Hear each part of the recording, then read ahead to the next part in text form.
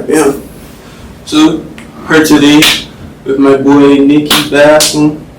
Shout out him, shout out Iron Juice came join us today. Just chop it up briefly. Obviously, we all know Nikki Bascome, the boxer, but I wanted to come talk to him today more so about like Nikki Bascome in person too. I'm sure some people know Nikki. I'm sure everybody knows Nikki. Like I said, it's boxing, fresh and hungry, community work, or just seeing around like you're a hustler, so I see you all over. So I would say like a good place to start obviously would be like your upbringing. I read briefly on your bio, and then obviously from us talking in the past, you had a very, some people call it rough, some people may call it unconventional upbringing. So just tell me briefly like a bit about that and how you managed to navigate that in your early years. Like. So let me go from the beginning. My mom and dad, they was married. My dad passed away when I was about 6, and my mom passed away when I was like 7. Right. So, back to back, I ended up living with my granny, my mom's mom, and then around that time, it was a little custody battle and stuff, I guess, and I ended up living with my godparents first, I want to say, for a bit, and then I started to live with my cousins for a bit, but I went back to my granny when I was like in middle school, and my granny pretty much raised me, and then I left my granny's house when I was 19. Renting rooms, renting apartments and stuff like that. Married. Came a little week. Yeah. Came a little week. That's a little brief. So you always grew up in Bermuda? Yeah. I was born in Baltimore, Maryland. Right. My mom and dad, they had friends out in Baltimore. Okay. So you were born and came right back, or were you out to find out? I believe I came right back. Right. So I got my American status. So got dual citizenship. I've been back since. It's not something that I can remember, but last year you see a little Ravens, little Baltimore Ravens game or something. Tank Davis or something. Yeah. It's a blessing to have the dual citizenship though, because when I was out there training in Vegas and living out there in Vegas, it made everything so much easier. Right. I could stay for as long as I wanted. So, and then another thing I read about your upbringing on your personal website was your trip to, I believe, was it Cuba? Cuba, yeah. They said where first they was giving you some troubles. The government was giving you troubles pretty much because they just deemed you as like a rebel, lost cause. The word on your site, so I had never seen where I had to look it up, was Recalcitrant, I think it was calcient or something like that. Yeah. So pretty much just a real wrong in life, but yeah. I mean, obviously, from what you just briefly told me and the person I didn't know, it couldn't have been that bad. It was bad. It was bad. I mean, I was filled with so much anger. Right. Yeah, just so much anger. Like why all this happening to me. Right. And I just didn't listen to no authority, pretty much. Right. You know what I mean? I'm figuring out everything on my own. But, you get humbled. You know what I mean? You start to realize these people are actually trying to look out for me. And they had the best interest and heart for me. So it was like a learning curve, right? It was hard to trust. I'm still kind of like that a little bit. Yeah. But I'm getting better. But growing up, it was kind of hard to trust because I didn't have no, parents. So it was like trust is definitely a hard aspect of life in all regards. Because I mean, like, I don't know the exact saying, but it's pretty much the saying that says without trust, you have nothing. Because everything happens off of trust. Right. Like, I mean, even just now, I can't scoop you. You have to trust the odds that actually come. Right. So, but yeah, I would say a lot of young men growing up probably similar upbringing to yours, and maybe not Mm-hmm. struggling with trust. And I think, like you said, you're still struggling with it now, but you're obviously mature to a point where you realize that you have to trust. You understand what it takes to trust and things like that. And then with the trip itself, it reminded me because obviously you would have took a lot from it. It said you took a lot from it. You made some connections with people there, and it reminded me of like a trip I done to Haiti. No, I mean, my mama, anybody knows my mama, she had me on a strict leash, so I was a real good youth, but still to get that trip and experience going to Haiti, we helped build an orphanage, see how they live, to like hear their stories. It put things in perspective, where like you said, someone reached out to give me that opportunity because I weren't supposed to go. I was under the edge to go. They covered the fee for me, like they made sure I got that experience, and it changed me a lot.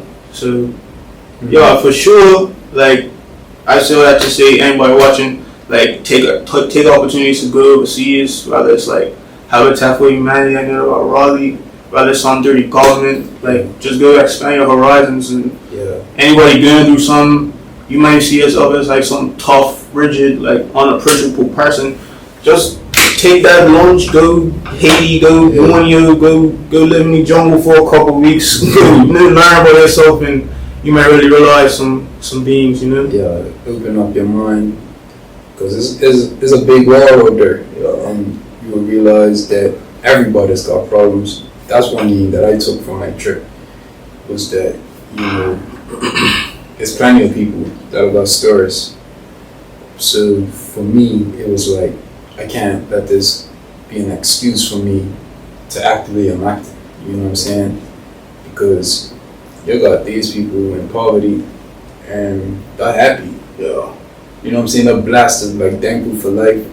They're getting the education and using the excuses. It is what it is, and it can be hard at times. But at the end of the day, you gotta have the faith that things can get better if you work at it. Yeah. You know what I'm saying? So that's what I took from that trip. It was like a big blessing for me, because I came back to Bermuda with a whole different mentality. Got my GED. I kind of rededicated myself to boxing even more at that time, because I was boxing, but I was still playing around. Right. I wasn't really taking it on. You just trying to have some hands, like you really trying to lock in and you discipline and exactly. Right. And I came back and like everything shifted. My grades was better.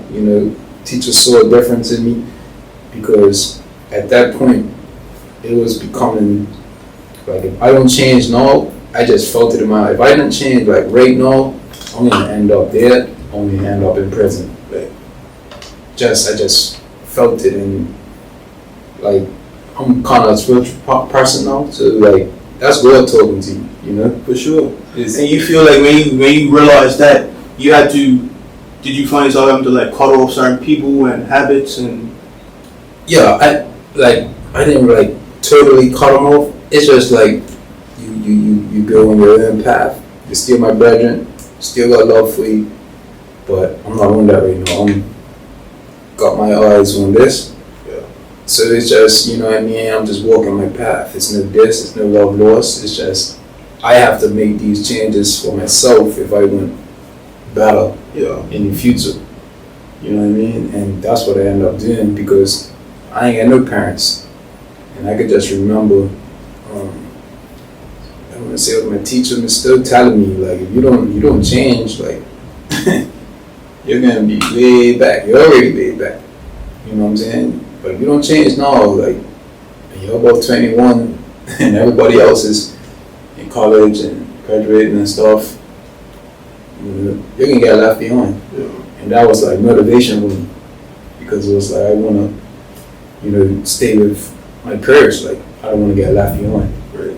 And that's something you have to want for yourself. A lot of times, people want it, but do you really, really want it? Are you gonna sacrifice? It's about what you do when people ain't watching. Those are the real changes, Facts. Because like you said, it's like you have your friends and you you tell them like, yo, I'm doing this. But I mean, cool, you could say a real friend who you're comfortable, but at the end of the day, it's your decisions. Yeah. So you gotta make that intention. It's cool to say like, you know, you're my brother, but I'm on this, but you gotta make that intention. Right. So like times where, you know, you might have to pass on a move, or you might have to pass on a person, or something just because, like you said, you're locked in on making a change or doing something. Yeah. So if it don't align with what I'm going to be on, then I just have to, you know what I'm saying, keep my distance. And I could say for a fact, like, a lot of my brethren, they understood. You know what I'm saying? They respected it. yeah. You know what I mean? But like I said, we all got different journeys. My journey was a little different. And I had mentors. You know, I had people that had the best interest in all my best interest. Very much. So, like, for me, I'm grateful, bro. Like, it's a lot of lessons. It was a hard journey to get where I'm at, but I'm just thankful I made it out to the other side, because some people don't. For sure. Like, you know, I'm actually writing this song now, like, kind of talking about, like, you know, guys I went to school with. Some of them end up dead. Some went in jail for murder. You know, some guys just never got out of that life. You know, and being in that classroom, you never like thought that would happen. Yeah. And that was fact. I'm 35 now. That was 2005. 10 years ago. Yeah. But time flies. Bro, it's got me scratching my head. It's like, whoa. And it's like you just said, when you put into perspective how fast that time went, if you never made that change, like you said, 19, 20. A statistic. Yeah. I could have been a statistic, bro. So, you know, I'm forever grateful for being able to find a passion of mine, which was boxing, because it kept me out of these streets. You know what I'm saying? It kept me one track mind on what I had to do. I didn't have no energy to go do stupidness no more. You know, I just was just locked in. You know, that's the beautiful thing about like boxing or any passion you have or any craft you have. Like, you know, it takes a lot of your time. Right.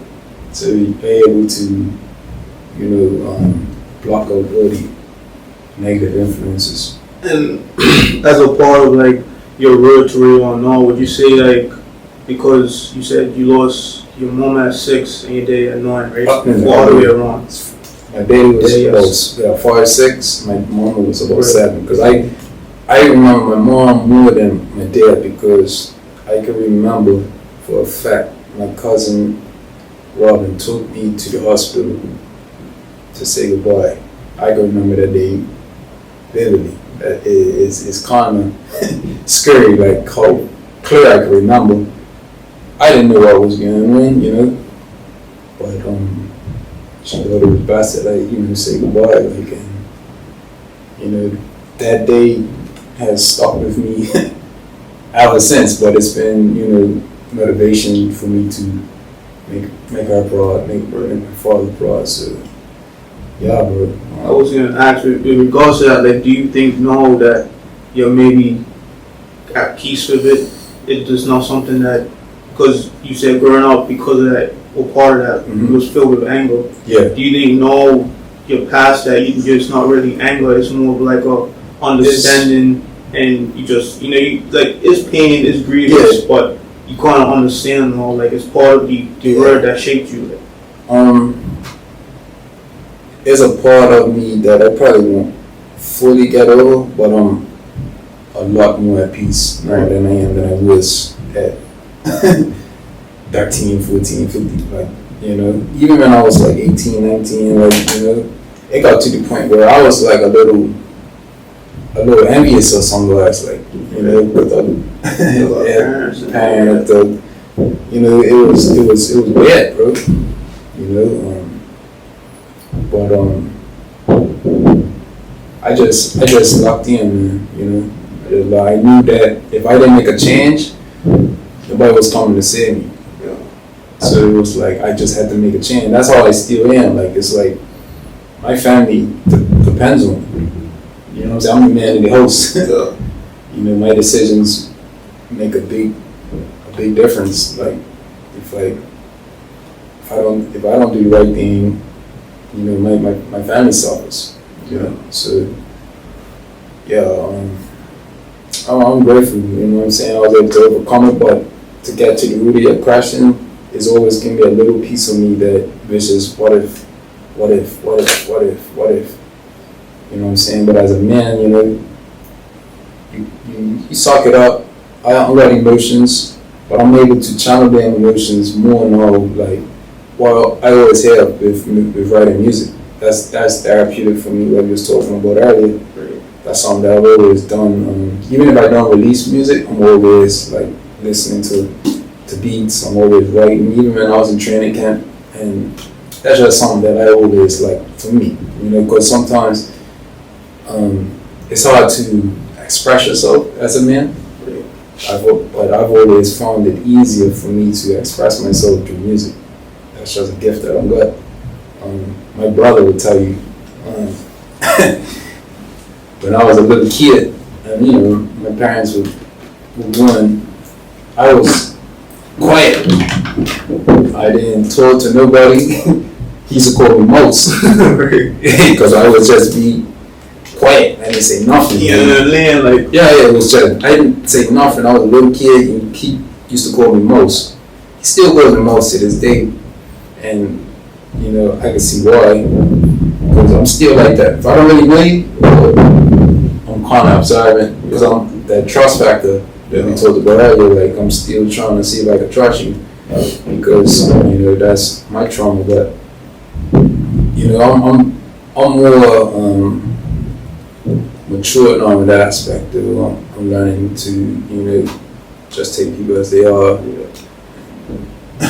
Cause that's one thing. Like I will say, when I met you, obviously you met through work, and like you are a very quiet person, but if guys knew where you was right the ball, you was really tipsy, and you got that charisma, like you know how to talk with people, you know how to like you know, get them in a good mood, work, like I said, work the tips and man, that's quality. Because I'm sure a lot of people struggle with that as far as opening up and.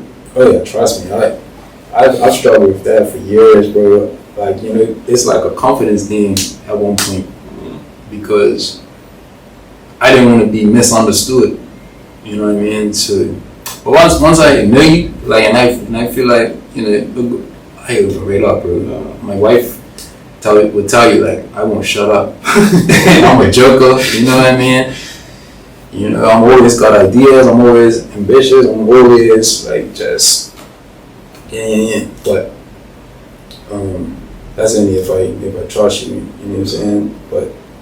You know, it is what it is. Briefly going back to the music, when did you start like really seeing the album, right? To express myself. Well, you know, believe it or not, I started writing music when I was in P5 or 6. So that's like it's like 10, 11, maybe. Yeah. Well, 9, 10. Yeah. I've been writing music since about that age, and I've always had a like ear for music. I've always had a passion for it. It got to the point where it's like in my granny's house, I would write like some raps. I remember the hookup. My uncle had a tape recorder. I put a tape recorder in tape recorder. I had a CD player. Y'all know what I do.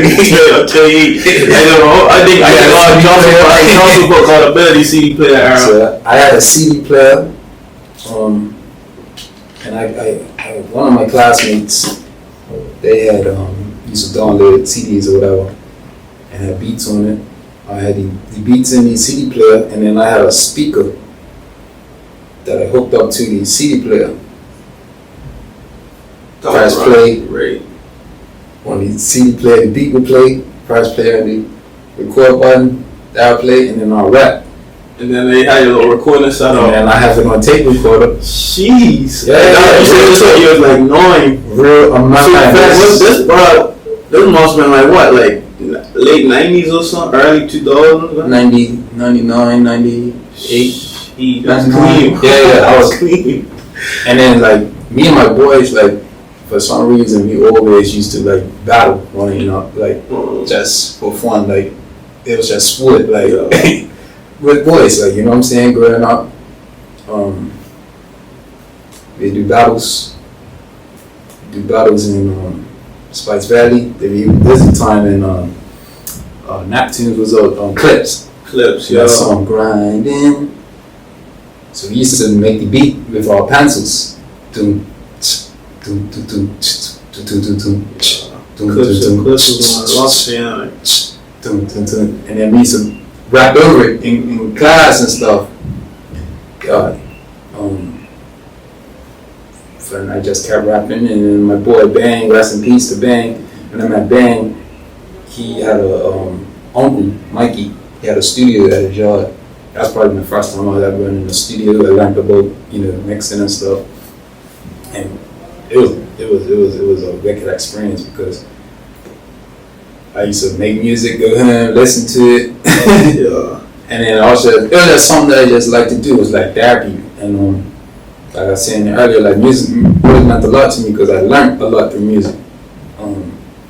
The rappers that I was listening to, I always felt like I was learning something. Like back then, like DMX, I can remember finding my cousin's CDs. He had Tupac CDs, DMX CDs, and like for me listening to it with my grannies, I'm like, yo, like these guys spit. A lot of people knew DMX from like that's good. He's got messages. Yo, he could rap, bro. Yeah, like, he got messages. Like, a lot of principles. Like lessons in his music, and that always stuck out to me. So, I just never stopped writing. Like, I got a little caught up with boxing and my stuff a bit, but I've always went back to it because it's like therapy. So, yeah. I'm glad you're back to it too, because that stuff you put me right, like I said, bro. Like, for real, honestly. Like I used to, obviously, I don't know, but not so many people know. I used to make music, just dabble a little bit more, so like what you're saying, just express myself.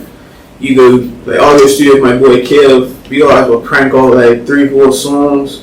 Whereas we're just like compete with each other, like all put a verse on. He's like, nah, I'm gonna change my verse, Like we been used to 3-4 hours, listen to everything, talk. Back next weekend, same thing, and it's just like we're just expressing ourselves, everything going on, like and like I would say for sure that's a better outlet than violence or like resorting to drugs. I mean, obviously things happen, but music's a safe one. It is, but there's a thin line because there's all the young guys out there making music. Like you have to be very mindful of the frequency you're putting out there too. For sure. You know what I mean? Because that's dangerous, bro. That it's heavy. Like the frequency that a lot of rappers are on, it could bring calamities. It could cause a lot of destruction in your life. So for a minute, I didn't put out music because I didn't want to just put out anything. So I'm very conscious about like what I put out now because I know how real it could be if you put out the wrong things. Like it could bring a lot of bad energy to you, or it can bring bad energy to people that's listening to it. So as a person with a voice in my community, like I'm making a very serious conscious effort to like spit something of substance. 100. I've even prayed on it, like because I haven't really made music and released it for a long time. Like people like, yo, you get me bring out more music. I was tied out with boxing, but I was just very like conscious of like what I'm gonna put out there. So like for me, where I'm at in life now, I'm not the same person that I was when I was 22, 23. I'm a family man now. A lot more to lose, a lot more at stake. So and I'm just in a different position in life. So when I rap, I'm not gonna rap about stuff that I ain't doing or I'm not. I'm gonna come from a different angle. Like motor every night, the car, that's not models, and that, and to be able to sit down and just like say where I'm gonna come from and write a song like know where I'm at in life. Are people gonna be feeling it? Like I think, but I just went with my heart and got back to it. So hopefully, when I do release some music, people will feel it and feel that it's coming from a positive space. You know what I'm saying? Yeah. Because if it's like what you played earlier, you're gonna feel it, and it's nice that you prayed on it. Because I mean, obviously, I heard you earlier say you're spiritual, you're becoming a more spiritual person, and like one thing I'll say to you and anybody watching is like, God don't give battles to someone He knows and can't handle it. So like even everything you went through is made you the person you are now. Right. To like you say, lead your family, but more so help other people. Because like you could easily just be you go like Nikki Bascome, like box, but the fact that you're internalizing your experiences and you're using it to give back, you're using it to make conscious efforts. You're using it to in your everyday life. God and raising your family and everything. Like, that's commendable. Honestly, I mean, whatever it means for me, I'm sure a lot of other people tell you the same thing. Like, cause that's a real measure of maturity. I would say. Thank you. And it's been a process. Like, to get where I'm at. I'm not a perfect man. I got my flaws. It's growth, right? So I'm learning how to not make the same mistakes as a man, like, trying to lead by example, especially being like somebody that's in the public eye, like the decisions I make, I gotta be more mindful of, like, so, So with the entrepreneurship, obviously Fresh and Hungry is your brand. Like, it's crazy because I remember when I was a boy and that first came out, Fresh and Hungry was everywhere, bro. You couldn't miss that logo. Like, so what? First of all, where did the name Fresh and Hungry come from, and then what inspired you to start that? So the name came from my coach, Mr. Rigo. I can remember one time he was training for a fight, and this was when I was pro or whatnot, and he was just saying like. Not pro yet, I'm sorry. I was about to go pro. Right. And he said, I want you to be fresh, I want you to be hungry, like, you know what I'm saying? And I just put it together, just getting off of what he said, because he believed in me, you know what I mean? And I believed in what he said at that time, and it just stuck to me. I can remember working at BAC, and I was like, I want to like brand myself. At that time, that wasn't a really big thing at that time, like, but my, observation of the game and how like things were changing at that time, like, and I was a big fan of Mayweather. I was a big fan of Nipsey Hussle, and I saw what they was doing with Brandon. And I was like, look, man, I'm gonna just take a risk on myself, just to see how it goes. Yeah. So, I'm still making music. Boom. And I linked up with Mijay, what's his logo, Yaya Apparel, and he got me up a logo or whatnot, and I just put it on a shirt. Well, the first one was actually in one of my music videos, Hard Work and Dedication, but it was the Run DMC logo, so it wasn't really. It was just like a coin. That was like your Tesla coin, though. Right. It was more so like just a name, like going Fresh and Hungry, and I had like, because I used to sell merchandise too, like white tees, black tees. I'm always like been hustling in that area, so I had all these white tees and black tees and stuff. So I said, BJ, you know what I mean? That I want to get it done up for this music video. So that was the first time it was like in the eye for the people. But then after that, I went back to him and said, I want to get an actual logo for it. That's when he made it. And then I must have had a fight coming up. My pro debut in Bermuda. I already had fought a pro fight, but this is my pro debut in Bermuda. So I said, I'm gonna just test again, do a pop-up shop at the fight. And me and my boy, Kenji Lee, was looking for suppliers and whatnot. Really getting into the business side of things, like. Yeah, but I had somebody helping me, Miss Rose still. She had already been, wanted to trying over here. This is 2014, right? But she's been on that bed from like 2008. she was the original Alibaba. yeah. So she put me onto that wave like from young. So what happened was I went over our house and I sure we was up to like 4 in the morning that night, and I'm talking to one of the suppliers. And then we ended up getting a sample. Boom, boom. I liked it. Everybody liked it. And then I said, all right, cool. Pay for this for when my fight comes up. And I had hoodies and I had t-shirts. Yo, that fresh and hungry liver, like I said, that's unmistakable. Yeah. Like even to this day. That's old me J. Apparel, And I paid for the logo. And boom. From there, I just always felt like I just put it in people's face, you know what I mean? Whether they like it or whether they don't. This is me. Yeah. You know what I mean? And would you say now that the brand has evolved into like more of a movement altogether as well too? Yeah. Because like with your music and everything as well. Yeah, for sure. It represents hustle, ambition. Right. It represents the community. It represents the culture. You look at my career. It's played a big part of my career.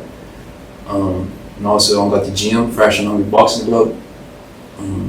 So it's all one umbrella. Right.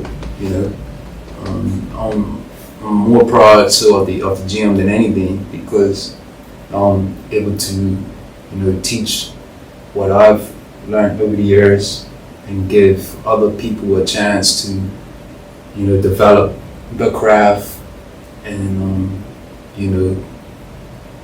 go for something in boxing, bro. Boxing for me was always something that I saw would help me to get where I want to be in life. And thankfully I was able to accomplish what I want to accomplish. Me and my coach, we always talked about how he wants me to hit my hand one day. He always said, like, look, Nick, one day I want you to be able to lay down on your bed and look up and say, this is mine. Like, look at the ceiling, like, this is mine. And I actually did that now, and it's a blessing, bro. I'm so thankful, like, for his, encouragement, his sacrifice, and his dying wish was to, keep it going, teach this sport to the next generation. And that's what I'm doing, So, I'm proud of the gym more than anything because it's not about me, like, what I mean? And I can tell, from the person you are, like, I knew it's not about you. Yeah. Because, like, even, like I said, we went through work, and back then you would talk about it, and you could see, like, you were passionate about it. Like, you were enthusiastic to give back. Yeah. And you was even telling me about, like, classes you were doing on Saturdays and stuff. And, like, even me, like, I'm a casual boxing fan, but I understand what it takes to go to that level of boxing. So for you to take it there and give back is amazing, honestly. And again, I commend you for that because it's obviously, like I said, giving back, but you're helping shape young men, maybe control that angle or help them find a new hobby, maintain their fitness. Like there's a lot that goes into boxing, like. And the how can I say it? The joy it gives me to see somebody come in the gym, don't know how to throw a punch, and then they can put combinations together. And the fan, they be telling me stuff about boxing. I'm like, all right, you ain't there yet, bro. But it's a good feeling, like, cause I played a part in that. But it's still a lot more that I would like to accomplish. God willing. You know, I'm just gotta stick to it. But yeah, man, boxing's, I feel like is a big, how can I say it? is a big importance for us in the community, because it's gonna help kids to challenge that energy. Yeah.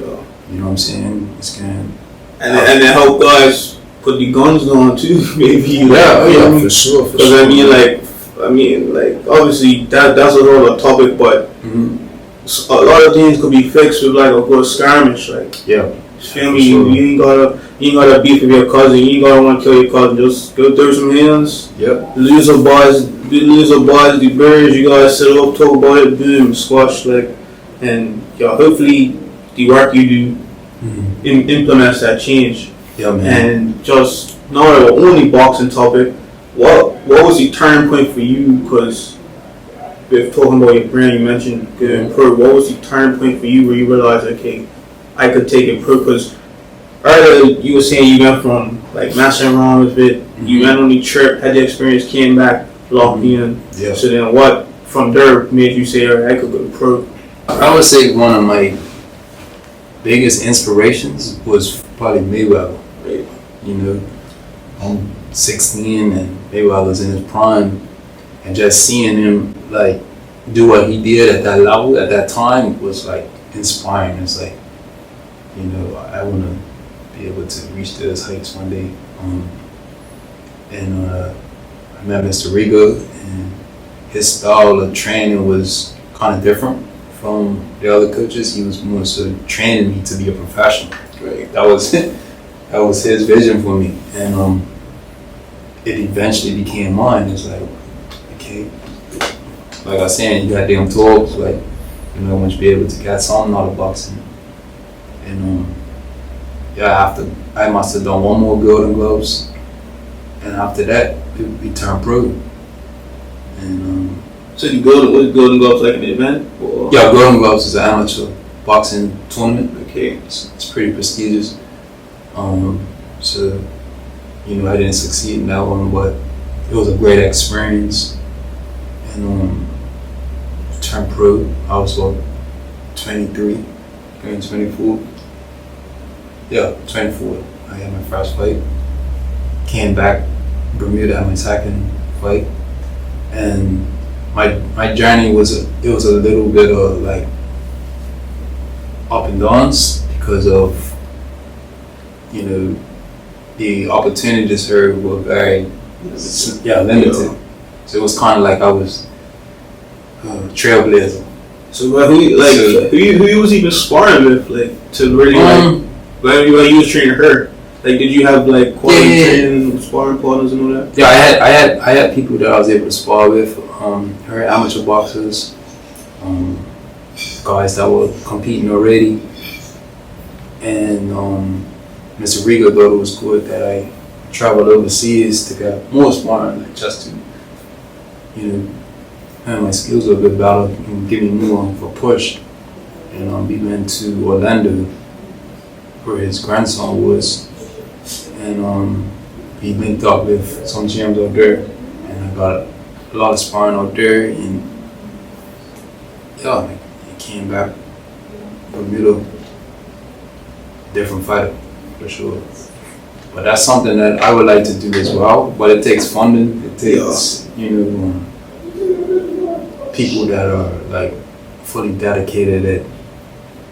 I mean, it'd be nice if you know, government stepped up, because they give money to guys to build imaginary studios and at least they could do is, you know, help Nikki Bascome give back to the community everything they've done for us. So, you know, go ahead and it works out for you one day, and, you know, just keep on keeping on, Bob, because I'm sure you're making quite impact in a lot of kids' lives right now. Just whatever you're going on. Thank you. So when I was looking at your result, you won your first 6 pro fights. I think it was saying. Yeah. So how did that go? Because 6 or 5. Because you must have been feeling like, heck, like this is pro level. I could be fluid in no time. Or were you like kind of taking everything in stride? So I'll be honest with you. I was feeling myself a little bit. You know what I mean? But that's because you are inexperienced at that level. Like, bro, it's always a battle fighter than you. Yeah. You know what I mean? So I had to humble myself. I got humbled. What, that was like your first loss? Yeah, I was humbled.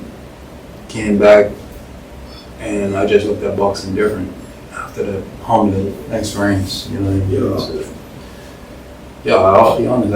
I was feeling myself a little bit, but it's all part of the journey. You learn from it. God got up and you got knocked down, got back up and you got knocked down. Yeah. You can't just always be doing your knocking down. Yep. So, you said Mayweather was one of your first inspirations. Mhm. So, how was it when you got the chance to train with his pops, right? Uncle. His uncle? Yeah. How was that? Yeah, that was dope. Sleeping on his couch and him taking me to the gym in the bands every day. Like that was like unreal. Like it was something that I never thought was possible. But I was in the gym with all the fighters. Tank, Haney, Rurley, Buddy Jack, Chris Eubank Jr. I've seen Floyd numerous times. Just being like in that environment is just a whole different level. Like, Yeah. I think it humbled me even more when I was able to experience that and able to see like how fighters really train. Like, Yeah. so when I teach, I might be a little hard. But it's not. It's like I'm really like that because of what I've seen. Yeah. But I'm learning that everybody learns different. Yeah. But like what I've seen, like and from my own personal experience, it's like what levels behind. You have any cool like stories from that experience training with them? Like anything that happened one particular day where you was just like, that's crazy. Oh, I remember one time, just a regular day training, hitting pads with Jeff and Floyd's at the ring, talking to me while I'm hitting pads. Hey, where you from, man? From Bermuda. How much fights you got? Like, yeah, Jeff, he pretty good too. Like, I just remember, like, talking to him, like, as I'm hitting pads. You had to stay locked in and you had to keep that form. Yeah, and at that time I was shooting my little documentary of my journey out there.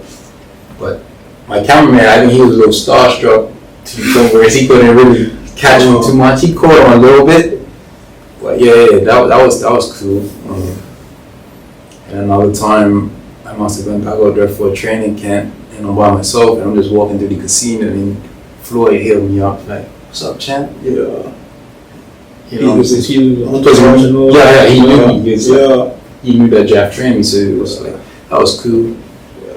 But I tried not to get too starstruck. Yeah. I try to stay like focused. I try as well, cause I mean like my game is football, so like no, I'm in traveling more out there to games and you kind of I don't like officially met any place, but you bump into them. Right. And it's like you just gotta remember like they're still normal people. Right. Like they've got this vicious ability and talent and mentality that you don't have, but the regular people. Yeah, and especially like for myself, I was chasing that dream, so I didn't want to be like over starstruck and then I'm gonna spar him. Yeah. You know what I mean? Mentally ready or something. Right. That's like when I sparred Sean Porter. I don't know if you heard Sean Porter. Maybe he was in his face. He was a world champion. He just fought everybody.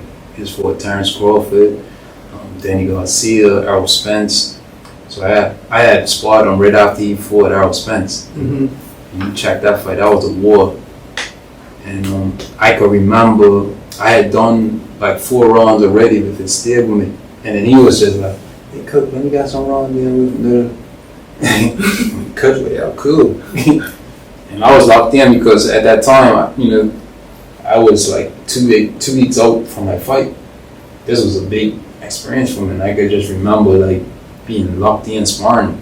He was like aggressive, he was like muscling you all up, but I had to find my space in my boxing because that's one of my strengths is outboxing guys.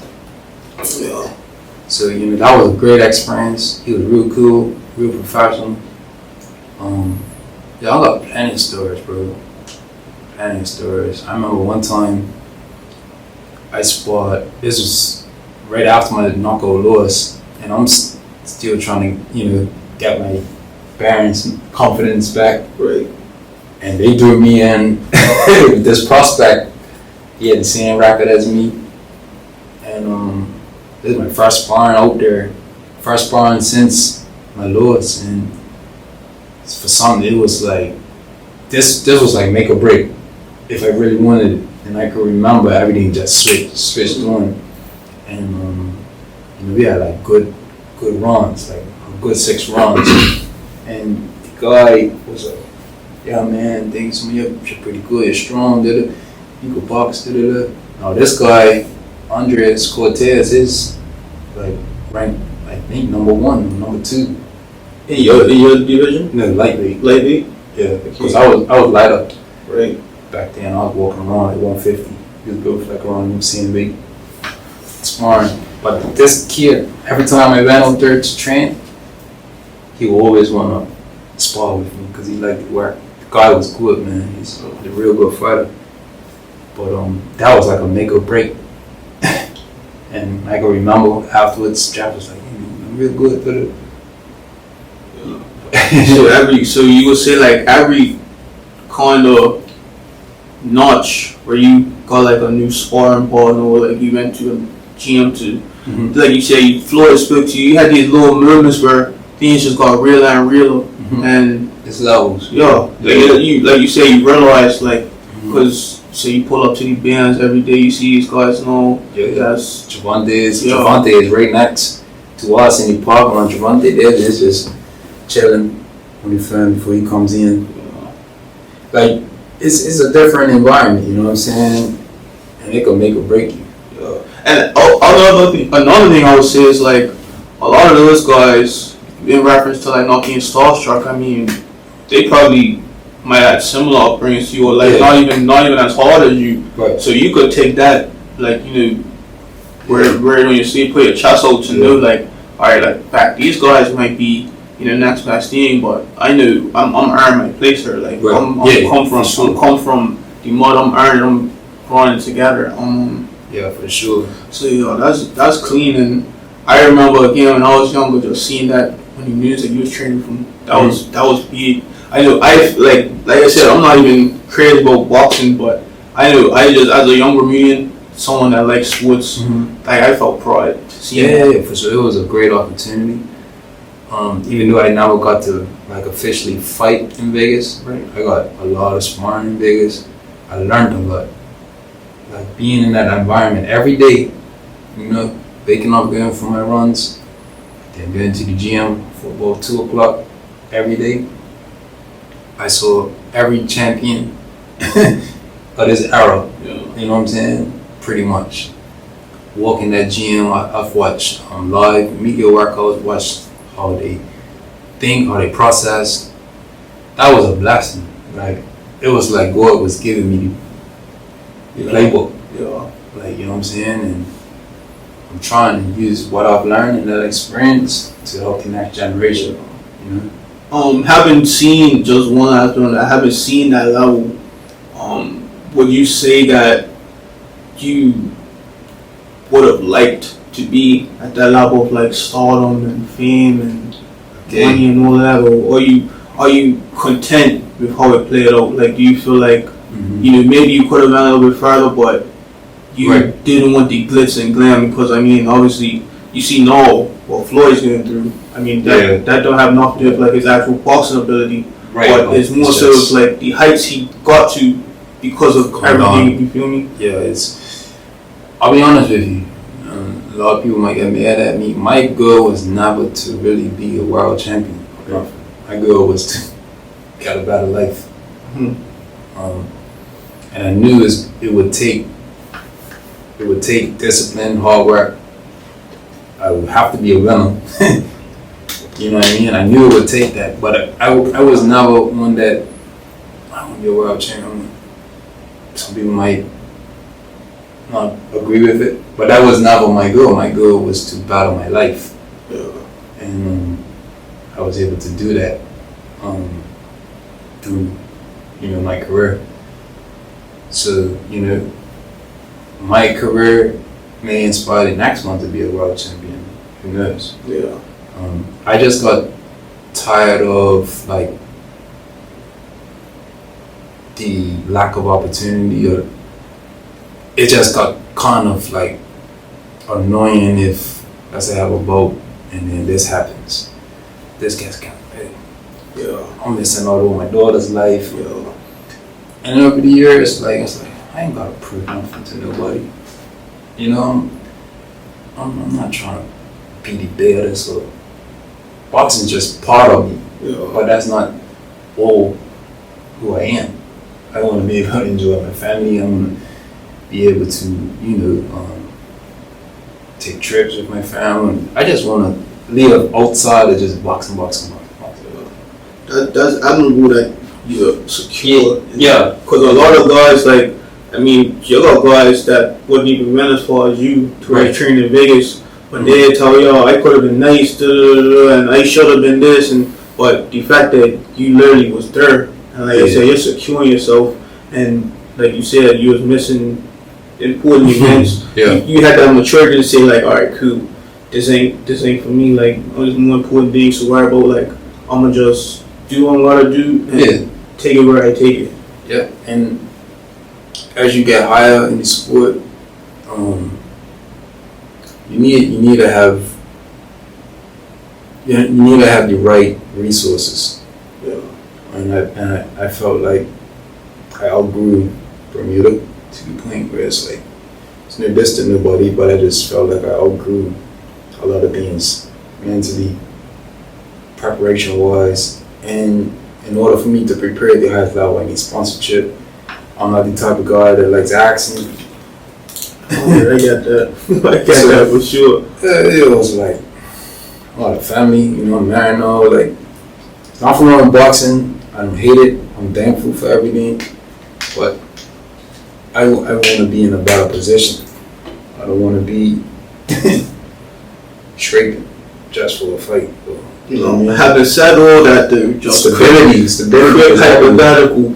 If Floyd called you up tomorrow and said, "Look, I'm trying to put something together, get my money back, putting a card together. I want you to fight me card." Right. You're training and helping it. I would have to pray on it first. Talk to my wife about it, and I'll sleep on it, because that's what I've done over the years. And my last fight, I didn't do that, and I paid for it. I should have really prayed on it. It was a last minute thing. I don't regret it, but preparation prevents piss poor performance. So if that opportunity came and I had the right preparation, of course, I'll do it. Yeah. You know what I'm saying? It's not like I'm scared, or I just need the right resource, the right preparation. There's only so much that I could do here. You know what I mean? Like I said, I'm got family, I'm got mortgage, I'm got I got a life, and more important things. Yeah. But if the opportunity was there, and I prayed on, and wife was on board, and boom boom, I did. Yeah. If it's life changing, of course. Because at the end of the day, I'm not gonna be here forever. So the decisions I make now is all about my kids when I'm not here. Right. So and then last thing, boxing. How do you feel now about? Well, first of all, who are a couple of your favorite fighters, and then how do you feel now about the kind of, I guess, sports watching in boxing, like you see like these YouTubers and streamers fighting, and it's like they'll kind of bring in just as much money and attention. Maybe not as like the top tier, top rank or whatever, showroom fights, but they'll kind of whitewashing these sports in a sense where people are getting that perception of boxing. Like, how you feel about that? And then, like I said, who are some of your favorite boxers now? Floyd will always be my number one because when I got into the sport, he was the guy. That was the guy that was at the top, pound for pound. He had changed the game with 24/7, Brendan, and so I'll definitely put him at number one because that was my era. I used to love watching Andre Wood. I love how Andre Wood carries himself as a man, God-fearing man, family man. I rated, I respected. I always watched his fights. His style was one of the best. You know what I'm saying? Crawford. I like Bud. Yeah, I watched Crawford live twice, man, in Vegas. And dude's a beast. That last fight he won, Canelo. Yeah, and then that was. Whew. Canelo is one of my favorites. Canelo is a serious guy too, man. That's my wife's favorite. That's one of my favorites too because we're the same age. I've always liked this though. Like I've watched his whole career. He went pro at 16. Right. Who else? There's so many. I love watching Errol Spence, Danny Garcia. There's so many, bro. Like off the top of my head right now. Like Tank and them too. Tank. That's more the new school. Yeah. But like a class underneath me. But yeah, I rate Tank. I rate Devin. I rate Teofimo, Shakur. I've seen all those guys in person too, except for Shakur. But Devin was really cool.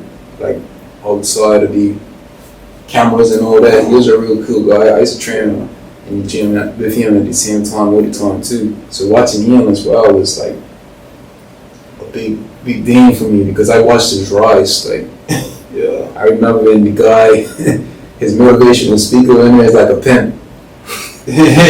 Right there, toy. That's the chin. Like the whole time his training, it was motivation, bro. It was like you was watching a movie. Because you see where it's at now.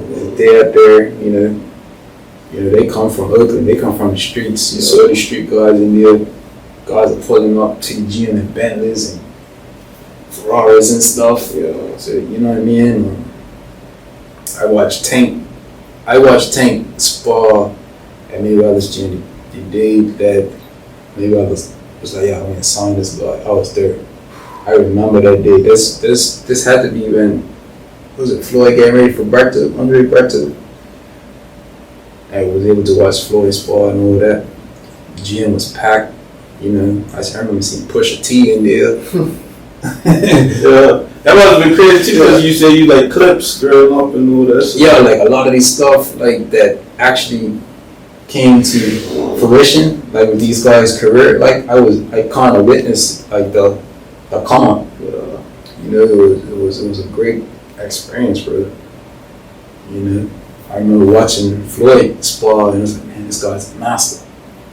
This guy, he don't get hit. I was watching clips of him spar. It's like I used to just think like, this is bullying. Like it's surgical. Like his massive guy is there, like just massive the guy. You're like fact, like. And that boy is a master, bro. He was a master, like being right at the ring, like looking up, watching this guy, like this guy's a master. But now with the, like you were saying, with the YouTube streamers and stuff, at first I didn't really rock with it, but maybe because I didn't understand it. But at the end of the day, I feel like they kind of exploited the game, like so you can't really take nothing away from them. You're gonna respect it. that exploited and made money, made millions off it. But as a fighter that had to go through the hard fights and through the bull crap. And you actually kind of made me feel you're fighting like as someone that's been through what you've been through, right? Going through the trials, and then your daughter grew up, nice suburban house. His parents built him a streaming setup. Next thing his over there fighting for $400 or something. Millions. Crazy, bro. I felt the way at first. It's like I took the kind of the hard road. Yeah. A lot of my fights after a certain amount of fights, I started taking hard fights. So, my journey was a little different, but at the end, I respect it. Have you ever seen like one of J. Cole's fights? Yeah. You think he's decent? I think that he's gotten better over the years. Yeah. At first, he was a little wild. He had that power, but he's starting to learn his skills. And that's because, he respects the game.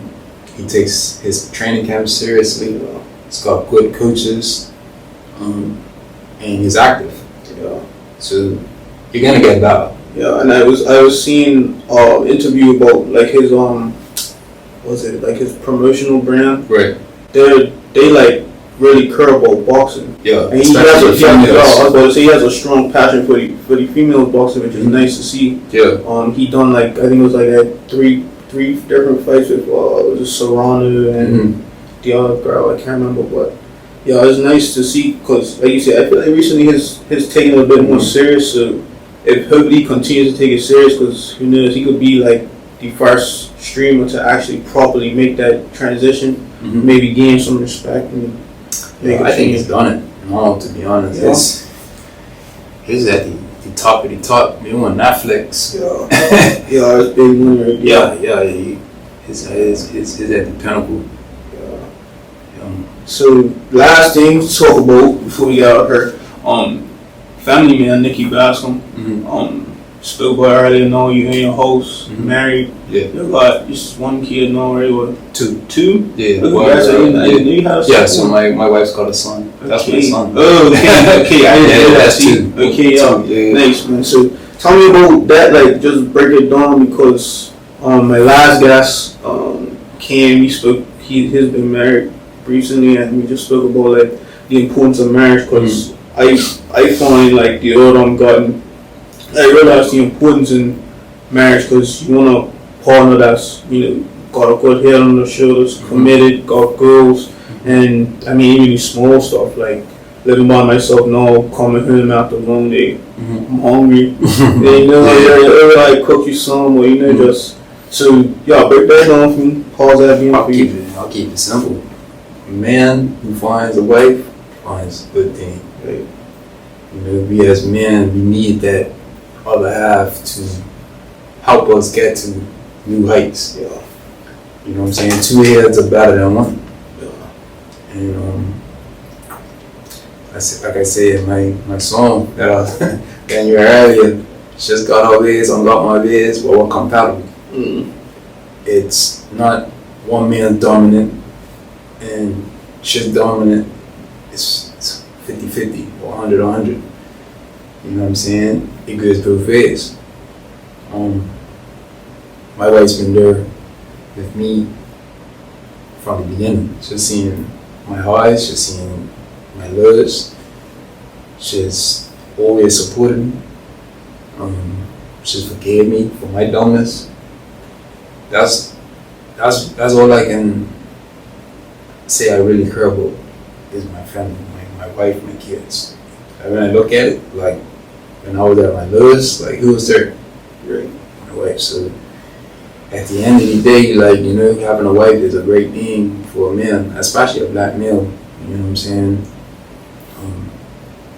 It gives us quiet confidence, stability, and we're leaders by nature. So having somebody by your side, watching you lead, they're able to see, look, I'm gonna need you good this way, because we can't see everything. Right? So having that is like a plus, bro. So at the end of the day, like, I'm thankful for God bless me with my wife. You know what I mean? And I'm just trying to be the best man that I can be for her and my kids. And then obviously, I read on your website it say you bought your nano house. No. So me and my wife bought a house. Right. Okay. So and then you're telling me you bought it's a main house in like a little cottage. Yeah. So how's that being? Property owner. Oh man, it's a new level, bro. It's a new level. You got land tax, mortgage. You got home insurance. So there's always bills, renovations and little things. Yeah. But at the end of the day, bro, it's a blessing to have something that I call that's mine. Like Mr. Rico said, you look up, that's yours, bro. Yeah. That was always the goal.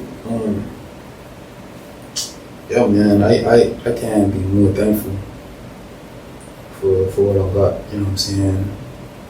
My wife's helped me a lot. So